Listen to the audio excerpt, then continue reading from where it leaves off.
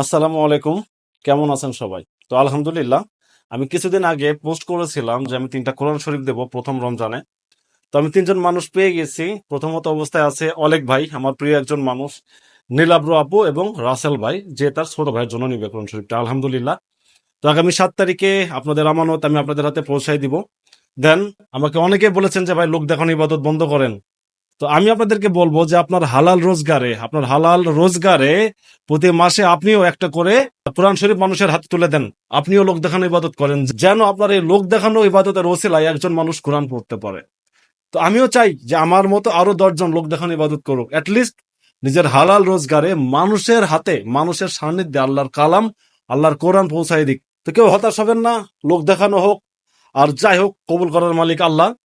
আমি প্রতি মাসে আপনাদের কাছে বলেছি যে প্রতি মাসে আমার বাইকার রুবেল 2.0 থেকে আমি একটা করে 2টা করে কোরআন শরীফ আমার সামর্থ্য অনুযায়ী আমি আপনাদের হাতে পৌঁছাই দেবো ইনশাআল্লাহ। তো যাদের লাগবে প্রতি মাসে অবশ্যই আমার থেকে নিয়ে নেবেন। আর একটা কথা বলে রাখি, আমার কোনো প্রতিদান লাগবে না। আপনারা আপনাদের মা বাবার জন্য তো দোয়া করেন, একজন সন্তান হিসাবে আমার মা বাবার জন্য একটু দোয়া করে দিন। আল্লাহ যেন তাদেরকে সুস্থ রাখে, তাদেরকে সমস্ত বালা মুসিবত থেকে রেহাই রাখে সব সময়। এতটুকু পাইলে আমি খুশি।